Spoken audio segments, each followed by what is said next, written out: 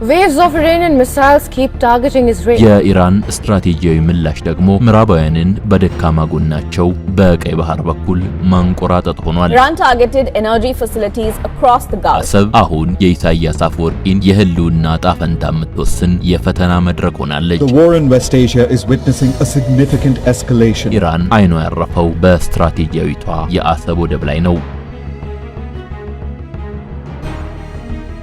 ከሆርሙዝ ወደ አሰብ ዓለም በታሪክ ማዕበል መገጣጠሚያ ላይ ቆማለች። በመካከለኛው ምስራቅና በሆርሙዝ ባህረ ሰላጤ አካባቢ የተተኮሰው የጥይት ድምጽ ከጂኦፖለቲካዊ ድንበሮች ተሻግሮ አፍሪካ ቀንድ ድረስ የሚሰማበትን አዲስና አስፈሪ ምዕራፍ ከፍቷል። ቴህራንና ቴል አቪቭ ለዘመናት የቆየውን የባላንጣነት ፍልሚያ ከፋርስ ባህረ ሰላጤ አውጥተው ወደ ቀይ ባህር ሞገድ ሲያዛውሩት የዓለም የንግድ መስመር የኋላ በር ተብሎ የሚጠራው የባብኤል መንደብ መተላለፊያ የዓለም ሀያላን ሀገራት የስትራቴጂያዊ በላይነት መፈተኛ አውድማ ሆኗል። ይህ ለዓለም ንግድና ኢኮኖሚ የደም ስር የሆነው ቀጣና ዛሬ የመደበኛ መርከቦች መተላለፊያ ብቻ መሆኑ አብቅቶ እሳቢዎችና ስትራቴጂዎች የሚጋጩበት የጦር ቀጣና ለመሆን አፋፍ ላይ ይገኛል። የአሜሪካና የእስራኤል የጦር አውሮፕላኖች በቴህራን ሰማይ ላይ ሲገማሸሩ፣ የኢራን ስትራቴጂያዊ ምላሽ ደግሞ ምዕራባውያንን በደካማ ጎናቸው ማለትም በቀይ ባህር በኩል ማንቆራጠጥ ሆኗል። ቴህራን ጦርነቱን ከገዛ ደጃፉ አርቃ ወደ አፍሪካ ቀንድ በማምጣት የዓለምን የኢኮኖሚ ብርክ ለመያዝ ቆርጣ ተነስታለች። በዚህ አስፈሪ ስሌት ውስጥ ደግሞ አይኗ ያረፈው በስትራቴጂያዊቷ የአሰብ ወደብ ላይ ነው። ይህ የቀይ ባህር ሞገድ የፈጠረው ውጥረት ታዲያ ለአንዱ ስጋት ለሌላው ተስፋ ሆኖ ብቅ ማለቱ አልቀረም። ለዘመናት በባህር በር ጥማት ስትቃጠልና የቀይ ባህር ፖለቲካም ባይተዋር ሆና የቆየችው ኢትዮጵያ አሁን ባለው የሀያላን ውርክብ ውስጥ ያልታሰበ የታሪክ በር ተከፍቶላታል። የአሜሪካና እስራኤል ኤርትራንና አሰብን ከኢራን ተጽዕኖ የመታደግ ስጋትም ከኢትዮጵያ የባህር በር ባለቤት የመሆን ብሔራዊ ፍላጎት ጋር በአንድ መስመር ላይ ተገጣጥሟል።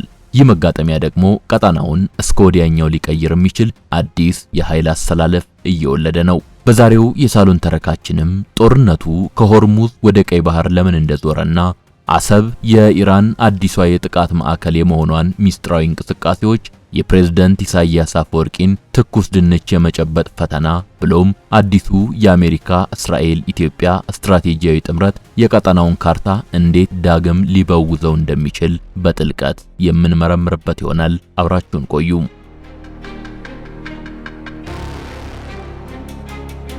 ታላቅ የምስራች ለነጋዴዎች! ሜሪት ሪል ስቴት በንግድ መናኸሪያው መርካቶ ተክልዬ አካባቢ ከ3.4 ሚሊዮን ብር በሚጀምር ሙሉ ክፍያ ሱቅ አቅርቧል። 14 ካሬና ከዚያም በሚበልጥ ስፋት በመረጡት ይስተናገዳሉ።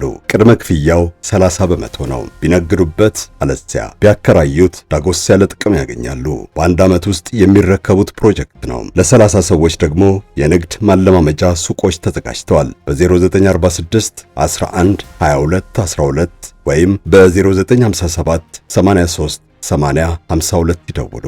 ሜሪት ሪል ስቴት ለዘመናት የዓለም የኃይል አቅርቦትና የንግድ ፍሰት ዋነኛ መተንፈሻ ተደርጎ የሚወሰደው የሆርሙዝ ባህረ ሰላጤ ዛሬም ቢሆን የኢራንና የምዕራባውያን የኃይል መፈታተሻ ሆኖ ቀጥሏል። ይሁን እንጂ ቴህራን በሆርሙዝ ላይ የምታሳየው ጡንቻና በምላሹ የሚሰነዘርባትን ጥቃት ለመመከት የምታደርገው ጥረት የዓለምን ትኩረት ወደ ሌላ ስትራቴጂያዊ አቅጣጫ እንዲዞር አድርጎታል። ይኸውም አፍሪካን ከመካከለኛው ምስራቅ ወደሚያገናኘው ስትራቴጂያዊው የቀይ ባህር ቀጣና ነው። ዋሽንግተንና ቴል አቪቭ ፊታቸውን ወደ ፋርስ ባህረ ሰላጤ አዙረው ቴህራንን ለመምታት በሚዘጋጁበት በዚህ ቅጽበት ትልቁ ስጋት የተደቀነው ከጀርባቸው ባለው የባብኤል መንደብ መተላለፊያ ላይ ነው። የስትራቴጂ ለውጡ መነሻም ይኸው ነው። ኢራን ጦርነቱን ከገዛ ደጃፉ አውጥታ አጋሮቿ ወደሚገኙበትና የምዕራባውያኑ ደካማ ጎን ተብሎ ወደሚታሰበው የቀይ ባህር ቀጠና እያዛወረችው ይገኛል። ቴህራን ሆርሙዝን እንደ መጨረሻ አማራጭ በመያዝ ቀይ ባህርን ግን አሜሪካንና እስራኤልን የምታዳክምበት የጦር አውድማ ልታደርግ የመቻል እድሉም ወደ እርግጠኝነት እየተቃረበ ነው። የባብኤል መንደብ መተላለፊያ ከዓለም የንግድ እንቅስቃሴ 20 በመቶ ገደማውን የሚያስተናግድ የደም ስር በመሆኑ የስልታዊ ሽግግር በዓለም አቀፍ ደረጃ ከፍተኛ የኢኮኖሚ መታነቂያ ወይም ቾክ ፖይንት ይፈጥራል። ይህ መተላለፊያ ከተዘጋ ወይም የጸጥታ ስጋት ከወደቀበት መርከቦች ረጅሙንና አድካሚውን የደቡብ አፍሪካ ኬፕ ኦፍ ጉድ ሆፕ መንገድን ለመዞር ይገደዳሉ። ይህ ደግሞ በዓለም ዙሪያ የሸቀጦች ዋጋ እንዲንር፣ የነዳጅ ጥረት እንዲከሰትና የምዕራባውያን ኢኮኖሚ ለከፍተኛ መናወጥ እንዲጋለጥ ያደርጋል። ኢራን ይህንን ቁልፍ በእጇ በማስገባት ምዕራባውያንን ለጠረጴዛ ዙሪያ ድርድር እንዲንበረከኩ የማድረግ ስልት ነድፋለች። በተጨማሪም ቴህራን ትኩረቷን ወደ ቀይ ባህር ስታዞር በየመን ያሉትን የሐውቲ አማጽያንና በሶማሊያ የሚገኙ አሸባሪ ኃይሎችን እንደ ጋሻ የመጠቀም እድልም ይኖራታል። ይህ የእጅ አዙር ጦርነት አሜሪካና እስራኤልን በሁለት ግንባር እንዲዋከቡ የሚያደርግ ሲሆን ቴህራን ግን ከቀጥታ ተጠያቂነት እንድታመልጥና ጦርነቱን ከራሷ ግዛት አርቃ እንድትመራ እድል ይሰጣታል። ይህ ስትራቴጂ ለውጥ የቀጠናውን ፖለቲካዊ ካርታ ስር ነቀል በሆነ መልኩ እየቀየረውም ይገኛል። ጦርነቱ ከሆርሙዝ ወደ ቀይ ባህር መዞር ማለት የአፍሪካ ቀንድ ሀገራት በውድም ይሁን በግድ የዚህ ታላቅ የጂኦፖለቲካ ጨዋታ ማዕከል እንዲሆኑ ያስገድዳቸዋል። አሜሪካና እስራኤልም ይህንን የኢራን የኋላ በር ስትራቴጂ ለመቀልበስ ሲሉ እንደ ኢትዮጵያ ካሉ የቀጠናው ኃይሎች ጋር አዲስ የደህንነት ትብብር መፍጠር ግድ የሚላቸው ወቅት ላይ ደርሰዋል።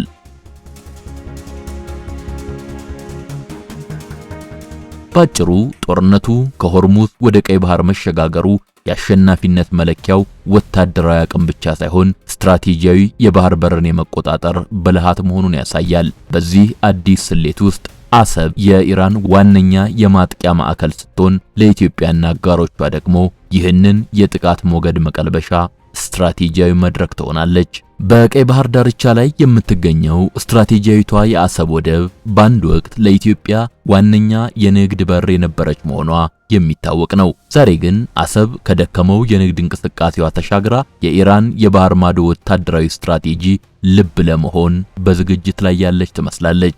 ቴህራን የሆርሙዝን መተላለፊያ እንደ መጨረሻ አማራጭ በመያዝ ቀይ ባህርን ደግሞ እንደ ቀዳሚ የጥቃት መንደርደሪያ ለመጠቀም ያቀደችው ስልት ሙሉ በሙሉ በአሰብ ላይ ያረፈ ነው።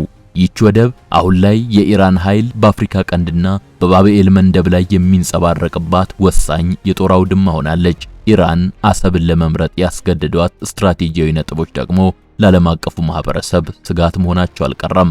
አሰብ ከየመን የባህር ዳርቻዎች በተለይም በሐውቲዎች ቁጥጥር ስር ካሉት አካባቢዎች በጥቂት ኪሎ ሜትሮች ርቀት ላይ ትገኛለች። ኢራን አሰብን እንደ ስምሪት ማዕከል ከተጠቀመች ለሐውቲ አማጽያን የምታደርገውን የድሮን የሚሳኤልና የቴክኒክ ድጋፍ በአጭር ርቀትና ከሳተላይት እይታ በራቀ ስውር መንገድ ለማድረስ ያስችላታል።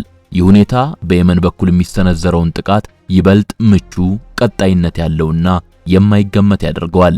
አሰብ ለኢራን ወታደራዊ ሎጂስቲክስ ድልድይ የምትሆንበት ትርጉም ግዘፍ የሚነሳውም ለዚህ ነው። ከአውሮፓውያኑ 2024 ወዲህ የታዩት የደህንነት መረጃዎች እንደሚያሳዩት በኢራንና ኤርትራ መካከል ያለው ግንኙነት ከመደበኛው ዲፕሎማሲ ወጥቶ ወደ ወታደራዊ ጥምረት አዝግሟል። ከቴህራን ተነስተው አስመራ የሚያርፉ ስውር አውሮፕላኖችና በአሰብ ወደብ ላይ የሚታዩት የኢራን ጀልባዎች አካባቢው የጦር መሳሪያ ማከማቻ፣ የሰው ኃይል ማደራጃና የቴክኖሎጂ ማዕከል እየሆነ መምጣቱን ያመለክታሉ። ይህ ስውር ስልት ኢራን ድምጽ ሳታሰማ በቀይ ባህር አዲስ የጦር ግንባር እንድትከፍት ያስችላታል። በአካባቢው በተለይም በጅቡቲ የሚገኙት የአሜሪካና የፈረንሳይ የጦር ሰፈሮች እንዲሁም በቀይ ባህር ላይ የሚንቀሳቀሱት የእስራኤል የባህር ኃይል መርከቦች ከአሰብ በሚሰነዘር ጥቃት በቀላሉ ሊመቱ የሚችሉበት እድልም ሰፊ ነው። የኢራን ስሌት በየመን ብቻ ግን አያበቃም። በአሰብ በኩል የሚደረገው ወታደራዊ ዝግጅት በሶማሊያ ካለው አለመረጋጋት ጋር ተዳምሮ እንደ አልሸባብ ያሉ ኃይሎች መርከቦችን እንዲያግቱና የባህር ላይ ውንብድናን እንደ ፖለቲካዊ ጦር መሳሪያ እንዲጠቀሙም እድል ይፈጥራል። ቀይ ባህር ላይ የተደቀነው የኢራን ስጋትና የአሰብ የጥቃት መንደርደሪያ መሆን ለዓለም ሀያላን ታላቅ ራስ ምታት ቢሆንም ለአዲስ አበባ ግን ለዘመናት የቆየውን የባህር በር ጥያቄ ለማሳካትና የቀጠናው የኃይል ሚዛን ባለቤት ለመሆን ያልታሰበ ወርቃማ እድል ይዞ መጥቷል። ኢትዮጵያ ለባህር በር የምታደርገው ተከታታይ ጥረትና የህልውና ጥያቄ አሁን ካለው የምዕራባውያን የደህንነት ጭንቀት ጋር የሚገጣጠምበት ወሳኝ የታሪክ ምዕራፍ ላይ ተደርሷል። ይህ ሁኔታ አዲስ አበባን ከመደበኛ ቀጠናዊ ተዋናይነት አውጥቶ በአዲሱ የኃይል አሰላለፍ ውስጥ እንደ ወሳኝ ስትራቴጂያዊ ቁልፍ እንድትታይ አድርጓታል። አሜሪካና እስራኤል አሰብን ከኢራን ተጽዕኖ ነፃ ለማድረግና ቀይ ባህርን አስተማማኝ ለማድረግ በዚህ አካባቢ ታማኝ ብርቱና ዘላቂ ፍላጎት ያለው ወዳጅ ያስፈልጋቸዋል። ኤርትራ በፕሬዝዳንት ኢሳያስ አፈወርቂ አመራር ስር ወደ ቴህራን ጎራ ማዘንበሏ ዋሽንግተንና ቴል አቪቭ አማራጭ ኃይል እንዲፈልጉ አስገድዷቸዋል።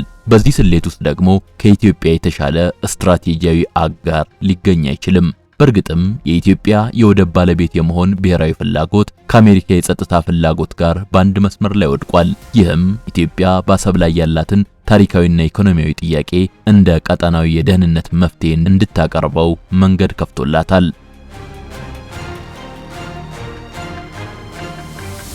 በቅርቡ የታዩት ከፍተኛ ዲፕሎማሲያዊ እንቅስቃሴዎች የዚሁ ስውር ስሌት ውጤቶች መሆናቸውን የፖለቲካ ተንታኞች ይስማማሉ። የእስራኤሉ ፕሬዝዳንት አዲስ አበባ መገኘት፣ ከአሜሪካ የውጭ ጉዳይ ሚኒስትር ጋር የሚደረጉ ተከታታይ ምክክሮች እንዲሁም ከተባበሩት አረብ ኤሚሬቶች ጋር ያለው ጥብቅ ወዳጅነት የሚያሳዩት አንድ እውነትም አለ። ይኸውም አዲሱ የቀይ ባህር ደህንነት አርኪቴክቸር ኢትዮጵያን ማዕከል ያደረገ መሆኑ ነው። አሜሪካና እስራኤል ኢትዮጵያ በአሰብ ላይ የምታገኘው ይዞታ የቀጠናውን ሰላም ከኢራን አጋሮች ለመጠበቅ ብቸኛው ዋስትና መሆኑን መገንዘብ ጀምረዋል። እስራኤል ለሶማሊላንድ ዕውቅና መስጠቷና በዚያም የጦር ሰፈር ለመገንባት ዝግጅት መጀመሯ ኢትዮጵያ ደግሞ ከሶማሊላንድ ጋር የተፈራረመችው የመግባቢያ ሰነድ የአንድ ትልቅ ስትራቴጂ ሁለት ገጽታዎች ያደርጋቸዋል። እስራኤል በሶማሊላንድ፣ ኢትዮጵያ በአሰብ፣ ኤሚሬቶች ደግሞ በየመን በኩል የሃውቲዎችን እንቅስቃሴ ከተቆጣጠሩ የኢራን የቀይ ባህር ህልም ሙሉ በሙሉ የሚከሽፍበት እድል ይኖራል።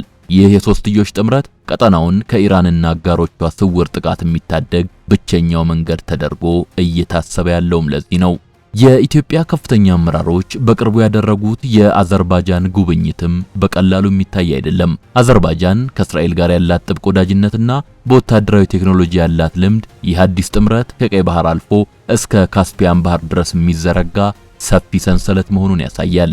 ኢትዮጵያ የዚህ ሰፊ የጂኦፖለቲካዊ ግንባር አባል መሆኗ አሰብን ለመያዝ ለምታደርገው ጥረት ዓለም አቀፍ የፖለቲካ የቴክኖሎጂና የደህንነት መረጃ ድጋፍ እንድታገኝ በር ይከፍትላታል። ባጭሩ አዲስ አበባ አሁን ያለችበት ወቅት የፍላጎትና የጭንቀት መጋጠሚያ ነው። የኢትዮጵያ የባህር በር ባለቤት የመሆን ፍላጎትና የአሜሪካ እስራኤል የደህንነት ጭንቀት ተዳምረው አዲስ የታሪክ ምዕራፍ ሊከፍቱ ይችላሉ። አሰብን መቆጣጠር ለኢትዮጵያ የኢኮኖሚ ነጻነትና የታሪክ ካሳ ሲሆን፣ ለጥምረቱ ደግሞ የኢራንን የቀይ ባህር ስትራቴጂ ማክሸፊያ ብቸኛውና አስተማማኙ መሳሪያ ነው።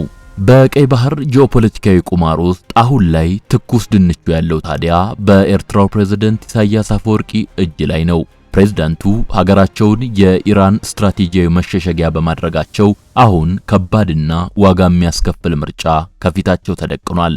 በአንድ በኩል ከቴህራን ጋር የጀመሩት ወታደራዊ ትብብር ለስልጣናቸው ተጨማሪ የኃይል ምንጭ ቢመስልም፣ በሌላ በኩል ግን የወዳጅነት የዓለም ሀያላን ሀገራትን ቁጣና የኢትዮጵያን የባህር በር ፍላጎት የሚያስቀድም ስጋትን ይዞባቸዋል። አሰብ አሁን የኢሳያስ አፈወርቂን የህልውና ጣፈንታ የምትወስን የፈተና መድረክ ሆናለች።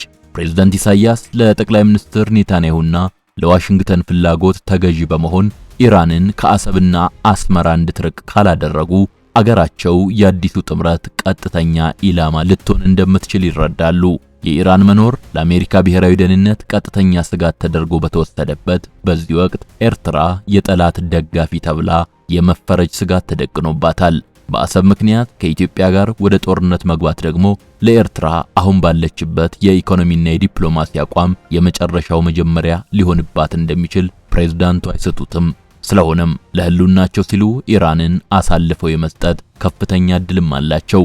ኢትዮጵያ በቀይ ባህር ላይ የወደብ ባለቤት ሆና ብቅ ማለቷ ለግብጽና ለሳውዲ አረቢያ የታሪክና የስትራቴጂ ራስ ምታት መሆኑ አይቀሬ ቢሆንም እነዚህ ሀገራት ከኢትዮጵያ የወደብ ባለቤትነት ይልቅ የኢራን በቀይ ባህር ዳርቻ መመሸግ ይበልጡን ያሰጋቸዋል። በመሆኑም ግብጽና ሳውዲ ኢትዮጵያ አሰብን እንድትቆጣጠር ከመፍቀድ ይልቅ ኢሳያስ አፈወርቂን በመጫን ኢራንን ከአካባቢው እንዲያስወጣ ግፊት ማድረጉን እንደ መፍትሄ ይመርጡታል። ይህ ማለት ፕሬዝዳንት ኢሳያስ ከወዳጆቻቸውም ጭምር ኢራንን አስወጣ የሚል ከባድ ጫና እያረፈባቸው ሊሆን ይችላል።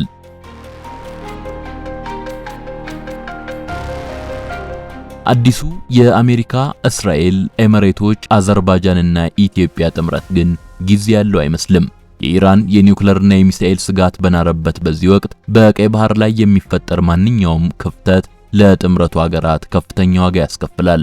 በመሆኑም በዲፕሎማሲው መስመር ፈጣን ለውጥ ካልመጣ ወታደራዊ እርምጃው አይቀሬ አማራጭ ሆኖ ይቀርባል። ፕሬዝዳንት ኢሳያስ በፍጥነት ካልወሰኑ አሰብ የኢራን የጦር ግንባር ከመሆን አልፋ የኢትዮጵያም ሆነ የቀጠናው አዲስ የኃይል ማዕከል የመሆን ዕጣ ፈንታዋ ይወሰናል። ይህ ወቅታዊና ስትራቴጂያዊ ለውጥን ሊያስከትል የሚችል ሁኔታ ለኢትዮጵያ የውጭ ፖሊሲ አውጪዎች የሚሰጠው አንድምታ እጅግ ሰፊና ጥንቃቄ የተሞላበት ዲፕሎማሲን የሚጠይቅ ነው።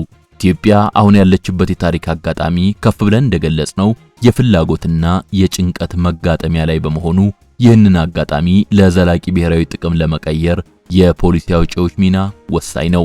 ኢትዮጵያ በአሁኑ ወቅት በመካከለኛው ምስራቅና በቀይ ባህር አካባቢ እየተቀያየረ ባለው የኃይል አስተላለፍ ውስጥ እንደ ወሳኝና የማይታለፍ ስትራቴጂያዊ ኃይል ብቅ ማለቷ ፖሊሲ አውጪዎቿ የስትራቴጂያዊ ተፈላጊነትን ወይም ስትራቴጂክ ሌቨሬጅን በከፍተኛ ብልሃት እንዲጠቀሙ ያስገድዳቸዋል። ዋሽንግተንና ቴል አቪቭ የኢራንን የቀይ ባህር መስፋፋት ለመግታት በሚያደርጉት ጥረት በአካባቢው አስተማማኝ ወታደራዊ አቅምና ፖለቲካዊ ቁርጠኝነት ያላትን ሀገር ይፈልጋሉ። በመሆኑም አዲስ አበባ የአሰብን ጥያቄ እንደ ተራ የንግድ ወይም የኢኮኖሚ ፍላጎት ብቻ ሳይሆን ለቀይ ባህር ጸጥታና ለዓለም አቀፍ ንግድ ደህንነት ብቸኛውና አስተማማኝ መፍትሄ አድርጋ ማቅረብ ይኖርባታል። ይህም ኢትዮጵያ በአሰብ ላይ ያላትን ታሪካዊ ጥያቄ ከሀያላኑ የህልውና ስጋት ጋር በማቆላለፍ ከዚህ ቀደም የማይታሰቡ ዲፕሎማሲያዊና ወታደራዊ ድጋፎችን ለማግኘት ያስችላታል። ሆኖም የምዕራባውያን ፍላጎት የኢራንን ስጋት ማስወገድ ላይ ብቻ ያተኮረ እስከሆነ ድረስ ዓላማቸውን ካሳኩ በኋላ የኢትዮጵያን የረጅም ጊዜ ጥቅም ወደ ጎን እንዳይገፉት በውልና በዓለም አቀፍ ዋስትና የተደገፈ ዲፕሎማሲያዊ ስምምነት መቅረጽ የፖሊሲ አውጪዎች ቀዳሚ ተግባር መሆን አለበት። በሌላ በኩል ኢትዮጵያ ወደ አሰብ የምታደርገው ማንኛውም እንቅስቃሴ በጎረቤት ሀገራት በተለይም በግብጽና ሳዑዲ አረቢያ ዘንድ የሚፈጥረውን የስጋት ቀጠና የማርገብ ሥራ ትልቅ ትኩረትን ይሻል። ፖሊሲ አውጪዎች ኢትዮጵያ ወደ ቀይ ባህር መምጣቷ ለቀጠናው ሀገራት የደህንነት ጋሻ ነው የሚል አዲስ ትርክት መገንባት ይኖርባቸዋል። በተለይም የኢራንና የሐውቲዎች ስጋት ለሳዑዲ ቀጥተኛ በመሆኑ ኢትዮጵያ በአሰብ ላይ መኖሯ የሳዑዲን ደቡባዊ ድንበር ከጽንፈኞች እንደሚጠብቅ ማሳመን ዲፕሎማሲያዊ ብልህነት ነው።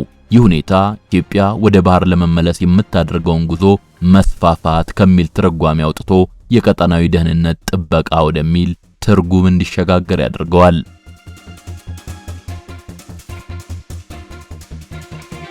እግረ መንገድ ኢራን አሰብን እንደ ወታደራዊ ግንባር ለመጠቀም መቁረጧ ቀጠናውን የሀያላን መፋለሚያ የማድረግ እድሉ ሰፊ መሆኑ ፖሊሲ አውጪዎች ኢትዮጵያን ከሁለንተናዊ ጦርነት ስጋት የመጠበቅ ኃላፊነትም አለባቸው። ይህ ማለት ጦርነቱ በይፋ ከመፈንዳቱ በፊት በኤርትራ ላይ ዓለም አቀፍ ዲፕሎማሲያዊና ኢኮኖሚያዊ ጫና እንዲበረታ ቀዳሚ ሆነው መሟገትን ይጠይቃል። ኢትዮጵያ ወደ ወታደራዊ እርምጃ የምትገባ ከሆነም ከጥምረቱ አጋሮቿ አሜሪካና እስራኤል የረቀቀ የመከላከያ ቴክኖሎጂና የደህንነት መረጃ ዋስትና አስቀድማ ማግኘት ይኖርባታል። በመጨረሻም የፖሊሲ አውጪዎች ትኩረት በሶማሊላንድና በአሰብ መካከል ያለውን ስትራቴጂያዊ ሚዛን መጠበቅ ላይ ሊያርፍ ይገባል። እስራኤል በሶማሊላንድ የምትገነባው የጦር ሰፈርና ኢትዮጵያ በአሰብ የምታገኘው ይዞታ እርስ በርሱ የሚደጋገፍ የደህንነት ቀለበት እንዲፈጠር ማድረግ ይገባል። ይህ የኃይል አስተላለፍ ኢትዮጵያ ከባብኤል መንደብ እስከ ኤደን ባህረ ሰላጤ ያለውን የባህር መስመር ከአጋሮቿ ጋር ሆና እንድትቆጣጠር እድል ይሰጣታል። ይሁን እንጂ የጥምረት በአረብ ሀገራት ዘንድ እንደ ጸረ እስልምና ግንባር ተደርጎ እንዳይወሰድ የዲፕሎማሲ ቋንቋውን በጥንቃቄ መምረጥና እንደ ቱርክ ካሉ ሀገራት ጋር ያለውን ግንኙነት ሳይሸረሽር ብሔራዊ ጥቅምን ማስከበር ግድ ይላል። በአጠቃላይ ለኢትዮጵያ ፖሊሲ አውጪዎች የሁኔታዎችን አንድምታ በወጉ አጢኖ የታሪክን አጋጣሚ በብልሃት ተጠቅሞ አገሪቱን ዳግም የቀይ ባህር ባለቤትና የቀጠናው የሰላም ዋስትና ማድረግ ይገባል። የዛሬው ተረካችንን ለመጠቅለል አሰብ ዛሬ የዓለም ሀያላን አይናቸው ያረፈባት የጂኦፖለቲካዊ ቁማር ማዕከል ሆናለች። ኢራን ጦርነቱን ከገዛ ድንበሯ ርቃ ወደ ቀይ ባህር ዳርቻ በማምጣት ምዕራባውያንን ለማዳከም የነደፈችው ስልት በአንጻሩ ለኢትዮጵያ ለዘመናት የተዘጋውን የታሪክ በር የሚበረግድ ሆኖ ተገኝቷል። የአሰብ ወደብ የኢራን የጥቃት ግንባር መሆኗ ለዓለም ስጋት ቢሆንም ይህ ስጋት ግን የኢትዮጵያን የባህር በር ባለቤትነት ጥያቄ ከዓለም አቀፍ የጸጥታ ፍላጎት ጋር በማስተሳሰር አዲስ ስትራቴጂያዊ ትርጉም ሰጥቶታል። አሁን ባለው ሁኔታ ኳሷ በፕሬዝዳንት ኢሳያስ አፈወርቂ እጅ ላይ ትገኛለች። ፕሬዝዳንቱ ከኢራን ጋር በመወገን አሰብን የጦርነት ቀጣና አድርገው ሊቀጥሉ ወይም ለህልውናቸው ሲሉ ወደ ምዕራባውያኑ ጎራ በማዘንበል ኢራንን ከአካባቢው ሊያስወጡ ይችላሉ። ይሁን እንጂ የኢትዮጵያ፣ እስራኤል፣ የአሜሪካና የኤሚሬቶች ጥምረት አሰብን ታማኝ ወዳጅ ለሆነው ኃይል አሳልፎ ከመስጠት ውጪ የቀይ ባህርን ሰላም በዘላቂነት ማረጋገጥ እንደማይቻል የተገነዘቡ ይመስላል። በመሆኑም አሰብ ከኢራን የጦርነት ቀጣናነት ተላቃ የኢትዮጵያ ዳግም መበየኛና የቀጠናው አዲስ የኃይል ማዕከል የመሆን ዕጣ ፈንታዋ ይበልጥ እየጎላ መጥቷል። በእርግጥም የታሪክ ንፋስ አቅጣጫውን ወደ ኢትዮጵያ እያዞረ ነው። አዲስ አበባ ይህንን የፍላጎትና የጭንቀት መጋጠሚያ በዲፕሎማሲያዊ ብልሃትና በወታደራዊ ዝግጁነት ከተወጣችው ቀይ ባህር ዳግም የአገሪቱ መተንፈሻ የሚሆንበት ጊዜ ሩቅ አይመስልም። የአሰብ ዕጣ ፈንታም በሁለት መንገዶች መገናኛ ላይ ይገኛል። ወይ የኢራን የጥቃት መንደርደሪያ መሆን ወይም የኢትዮጵያ የህልውናና የሰላም ዋስትና መሆን። የጊዜው አጣዳፊነት ደግሞ ይህ ውሳኔ በዲፕሎማሲያዊ ጠረጴዛ ላይ ካልተቋጨ ግዴታ ወደ ወታደራዊ እርምጃ ሊሸጋገር እንደሚችል ይጠቁማል። አበቃን።